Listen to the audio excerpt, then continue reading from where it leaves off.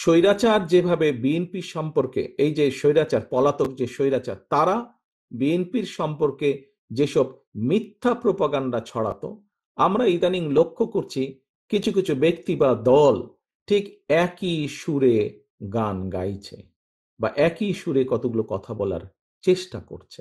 শেষ দিন পর্যন্ত থাকা প্রমাণ করে দেয়, এক, দুটো জিনিস প্রমাণ করে যৌক্তিকভাবে।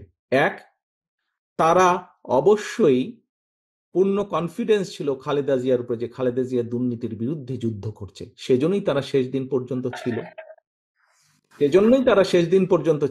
এখন তাদের দলের অন্য যে যত বড় বড় কথা বলি কি না কেন, খালেদা জিয়া শেষ দিন পর্যন্ত দুর্নীতির বিরুদ্ধে যুদ্ধ করেছে এবং দুর্নীতির অবস্থার পরিবর্তন ঘটেছে, এই আত্মবিশ্বাস তাদের মধ্যে ছিল। তারা দেখেছিল সেই সরকারকে, কারণ তো সরকারের ভেতরেই ছিল। সেজন্যই তারা শেষ দিন পর্যন্ত এই বিএনপি সরকারের সাথে তারা ছিল। আমাদের সরকার গঠনের সুযোগ পাওয়ার সাথে সাথে সর্বপ্রথমে আমাদেরকে নজর দিতে হবে, সর্বপ্রথমে আমাদেরকে ব্যবস্থা করতে হবে দুর্নীতির লাগাম কিভাবে আমরা টেনে ধরব।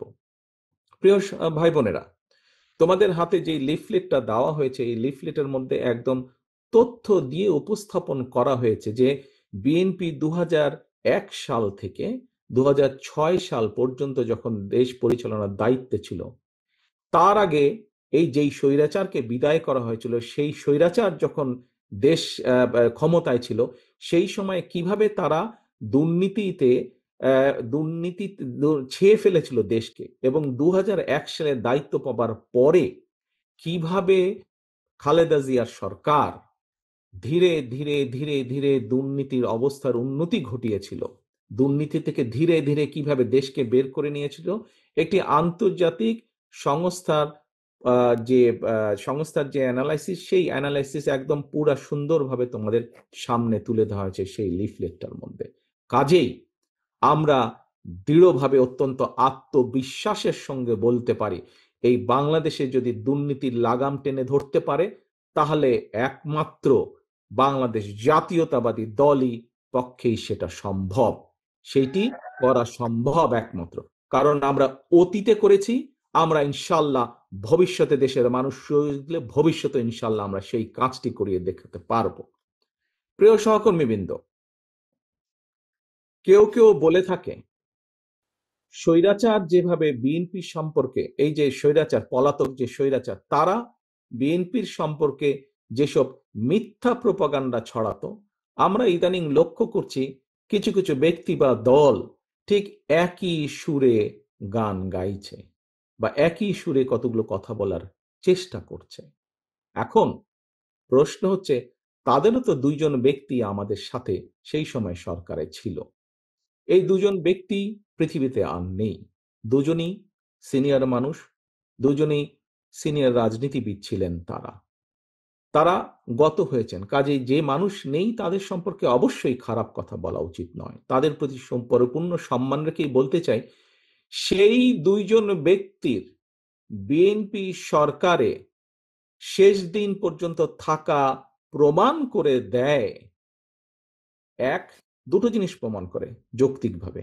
এক, তারা অবশ্যই পূর্ণ কনফিডেন্স ছিল খালেদা জিয়ার উপরে যে খালেদা জিয়া দুর্নীতির বিরুদ্ধে যুদ্ধ করছে, সেজন্যই তারা শেষ দিন পর্যন্ত ছিল। এখন তাদের দলের অন্য যে যত বড় বড় কথা বলি কি না কেন, খালেদা জিয়া শেষ দিন পর্যন্ত দুর্নীতির বিরুদ্ধে যুদ্ধ করেছে এবং দুর্নীতির অবস্থার পরিবর্তন ঘটেছে, এই আত্মবিশ্বাস তাদের মধ্যে ছিল। তারা দেখেছিল সেই সরকারকে, কারণ তো সরকারের ভেতরেই ছিল। সেজন্যই তারা শেষ দিন পর্যন্ত এই বিএনপি সরকারের সাথে তারা ছিল। আমরা এইভাবেই ধরে নেব, আমরা অন্য কিছু বলতে চাই না। কেউ কেউ বলে থাকে যে কেউ কেউ বলে থাকে যে তাদের বিরুদ্ধে কোনো কিছু অভিযোগ পাওয়া যায় না। আজকে যখন নিরপেক্ষ কোর্ট বসেছে, স্বৈরাচারের সময় আমরা দেখেছি কিভাবে আদালতকে ইনফ্লুয়েন্স করা হতো, কিন্তু স্বৈরাচার পালিয়ে যাওয়ার পরে মোটামুটি আমরা বলতে পারি যে আদালত এখন নিরপেক্ষতা আমরা আশা করি। সেই নিরপেক্ষ আদালত থেকে আমরা দেখেছি কারো বিরুদ্ধেই কোনো জিনিস প্রমাণিত হয়নি, এটি ছিল প্রোপাগান্ডা। কাজেই আমাদেরকে আজকে এই এই এই কনক্লুশনই আসতে হবে যে একমাত্র বিএনপি পেরেছিল দেশকে দুর্নীতি থেকে বের করে নিয়ে আসতে। ইনশাল্লাহ আগামী দিনেও বিএনপি পারবে। এবার আসো আইন শৃঙ্খলা। এবার আসো আরেকটি বিষয় আমি উল্লেখ করতে চাই তোমাদের সামনে, সেটি হচ্ছে আইন শৃঙ্খলা পরিস্থিতি। প্রিয় ভাই বোনেরা, তোমাদের অনেকেরই বয়স তখন আজকে থেকে অনেক কম ছিল, কিন্তু তোমরা নিশ্চয়ই শুনেছ অনেক মানুষের কাছে, সহকর্মী হোক, পরিবারের সদস্য হোক, আত্মীয় স্বজন হোক, বিগত বিএনপি সরকারের সময় আমরা বিভিন্ন আইন শৃঙ্খলা বাহিনী তৈরির মাধ্যমে আমরা দেশে আইন শৃঙ্খলা পরিস্থিতির উন্নতি ঘটিয়েছিলাম। হ্যাঁ, পরবর্তীকালে আমরা দেখেছি যে এই যে বিগত যে স্বৈরাচার পালিয়ে গেছে, তারা তাদের ক্ষমতার অপব্যবহার করে সেই আইন শৃঙ্খলা বাহিনীকে রাজনৈতিক স্বার্থে ব্যবহার করেছিল, এবং রাজনৈতিক স্বার্থে ব্যবহার করে পুরা জাতি দেশকে বিশ্বের সামনে কলঙ্কিত করেছে। সেই আইন শৃঙ্খলা বাহিনীকেও তারা কলঙ্কিত করেছে, সেটি হচ্ছে তারা অপব্যবহার করেছিল। কিন্তু বিএনপি দেশের স্বার্থে কোনো কিছু বিবেচনা, রাজনৈতিক প্রিফারেন্স না দিয়ে বরঞ্চ কিভাবে মানুষের শান্তি শৃঙ্খলা প্রতিষ্ঠিত করা যায়, কিভাবে দেশের আইন শৃঙ্খলা প্রতিষ্ঠিত করা যায়, তার প্রতি মনোযোগী ছিল। সেটাই ছিল বিএনপির কাছে প্রায়োরিটি। কাজেই তোমাদের নিশ্চয়ই তোমাদের ধারণা আছে, মনে আছে যে মোটামুটি ভাবে সেই সময় 2003, 4, 5, 6 দিকে মোটামুটি ভাবে ধীরে ধীরে আইন শৃঙ্খলা পরিস্থিতি ধীরে ধীরে উন্নতি হতে থাকে দেশের। আমি আমার নিজের একটি ঘটনার কথা তোমাদের সামনে তুলে ধরি। একদিন সেটি খুব সম্ভব 2004-5 দিকে হবে, 5 দিকের ঘটনা। আমি রাত্রেবেলায় অফিস থেকে বাড়িতে ফিরছি। আমি নিজেই গাড়ি চালাচ্ছিলাম। ক্যান্টনমেন্টের কাছাকাছি যখন বাসায় পৌঁছেছি, ক্যান্টনমেন্টে তোমাদের হয়তো অনেকের ধারণা আছে, শহীদ আনোয়ার উচ্চ বালিকা বিদ্যালয় একটি আছে, স্কুল আছে। সেই স্কুলের পরেই আমাদের যে বাসাটি ছিল, সেই স্কুলের পরে। তো ওইখানে একটি চৌরাস্তার মতন ছিল তখন, এখন আছে কিনা আমি জানি না, একটি চৌরাস্তার মতন ছিল, সেখানে একটি ট্রাফিক সিগন্যাল ছিল। তো লাল বাতির কারণে আমি ওখানে দাঁড়িয়েছি। তো আমি গাড়ির জানলাটা আমার নামানো ছিল। তো আমি যেহেতু সোজা যাবো, ওই জন্য আমি লেফট লেনে দাঁড়িয়ে আছি। আর ওইদিকে বনানী রেল চেক পোস্ট দিয়ে বেরিয়ে যায় রাস্তাটি আছে। তো আমার পাশে একটি মিশুক দাঁড়ালো এসে। তো হঠাৎ মিশুকালা আমাকে এ ভাই বলে ডাক দিচ্ছে। তা আমি তাকালাম। তা আমাকে বলে, আপনি তারেক জিয়া না? আমি বললাম যে হ্যাঁ, আমি তারেক জিয়া। তো বলে, ভাই আপনারা এই যে বিভিন্ন বাহিনী সৃষ্টি করেছেন, এর মাধ্যমে আমরা অনেক শান্তিতে আছি। আমরা কেন, কিভাবে? বলে, ভাই আগে এই যখন গলিটলিতে আমরা যাত্রী নিয়ে যেতাম, প্রায় ছিনতাইয়ের মুখোমুখি হতাম, কিন্তু গত কিছুদিন ধরে আমরা অনেক শান্তিতে আছি, আমরা নিরাপদে আছি, আমাদের আর এইসবের মুখোমুখি হতে হয় না, বলা যায় মোটামুটি একদম আমরা নিরাপদ আছি। প্রিয় সহকর্মীবৃন্দ, এই ঘটনাটি আমি এই জন্য বললাম তোমাদের সকলের সামনে, যে এই ঘটনাটি অনেকগুলো ঘটনার মধ্যে একটি, এবং এই ঘটনাটি প্রমাণ করে একজন সাধারণ মানুষ, সে আমাকে চিনতো, আমি তাকে চিনতাম না, এবং তারপরে 1 মিনিটের কথা, তারপরে সে তার পথে চলে গেল, আমি আমার পথে চলে গেলাম। এই ঘটনাটি প্রমাণ করে যে বাংলাদেশের মানুষের শান্তি শৃঙ্খলা, আইন শৃঙ্খলা যদি ফিরিয়ে আনতে হয়, সেটিও বিএনপির পক্ষেই করা সম্ভব। প্রিয় ভাই বোনেরা, কিছু কিছু মানুষ বা কোনো গোষ্ঠী ইদানিং বলতে শুনেছি, বা বিভিন্ন জায়গায় কেউ কেউ সোশ্যাল মিডিয়ায় বলে যে অমুককে দেখলাম, তমুককে দেখলাম, তমুককে দেখলাম। এবার অমুককে দেখুন। যাদের কথা বলে অমুককে দেখুন, প্রিয় সহকর্মীবৃন্দ, তাদেরকে তো দেশের মানুষ 1971 সালেই দেখেছে। 1971 সালে তারা তাদের নিজেদের স্বার্থ রক্ষার্থে কিভাবে লক্ষ লক্ষ মানুষকে হত্যা করেছে, ঠিক যেভাবে পতিত স্বৈরাচার পালিয়ে যাওয়ার আগে হাজারো হাজারো মানুষকে হত্যা করেছিল ক্ষমতা ধরে রাখার জন্য।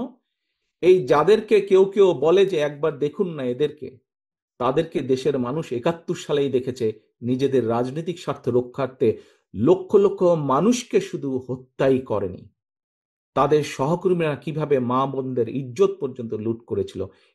এই কথাটি আমাদেরকে মনে রাখতে হবে। এখন প্রিয় ভাই বোনেরা, কথা অনেক হয়েছে, আমাদের লক্ষ্য একটাই, আমাদের উদ্দেশ্য একটাই, কি? দেশকে আমাদের গড়তে হবে। এই দেশকে শহীদ জিয়া গড়েছেন।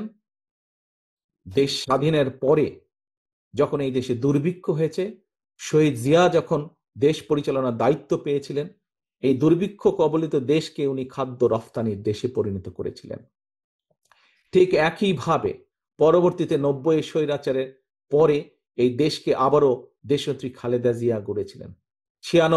2001-এর পরে আবারও ধ্বংসপ্রাপ্ত দেশকে, একটু আগেই বললাম তোমাদের সামনে একদম তথ্য প্রমাণ আছে, দুর্নীতি নিমজ্জিত একটি দেশকে কিভাবে খালেদা জিয়া আবার উপরে উঠে নিয়ে এসেছিলেন। প্রিয় সহকর্মীবৃন্দ, অনেক আলাপ হয়েছে, অনেক তর্ক বিতর্ক হয়েছে। গত 1 বছর ধরে আমরা দেখেছি, পত্রিকার পাতা খুললেই, টিভি চালালেই, ইউটিউবে গেলেই আমরা দেখেছি বিভিন্ন সংস্কার নিয়ে আলোচনা হয়েছে। কিন্তু একটি সংস্কার মধ্যে তোমরা আজকে যেই কয়টি বিষয় নিয়ে আলোচনা করেছো, তোমাদের কর্মসংস্থান, তরুণ সমাজের কর্মসংস্থান নিয়ে আলাপ করেছো, মহিলাদের এম্পাওয়ারমেন্ট নিয়ে আমরা আলোচনা করেছি, কৃষকের কৃষি কার্ড নিয়ে আমরা আলোচনা করেছি, আমরা মানুষের স্বাস্থ্য সেবার জন্য প্রান্তিক মানুষের দোরগোড়ায় স্বাস্থ্য সেবা পৌঁছে দেওয়ার জন্য আমরা স্বাস্থ্যকর্মীর বিষয় নিয়ে আলোচনা করেছি। আমরা আরো আলোচনা করেছি কিভাবে আমরা খাল খনন করব, কিভাবে আমরা বৃক্ষরোপণ করব। তোমাদের কাছে একটি প্রশ্ন, বিগত 1 বছর ধরে আমরা যে সংস্কার আলোচনা দেখলাম, বহু দলের এই যে সরকার যে উদ্যোগ গ্রহণ করেছিল, এগুলি, এই যে আজকে তোমরা এই যেই বিষয়গুলি নিয়ে আলোচনা করেছো, সেই বিষয়গুলো কি তোমরা মনে করো এই প্রত্যেকটি বিষয় প্রত্যেকটি সাধারণ মানুষের জীবনের সাথে সম্পর্কিত? তোমরা কি মনে করো? তোমরা সারাদিন যেই বিষয়গুলি নিয়ে আলাপ করেছো, তোমরা কি মনে করো যে এই প্রত্যেকটি বিষয় সাধারণ মানুষের সাথে, জীবনের সাথে সম্পর্কিত? Yes or no? ইয়েস কি? ইয়েস।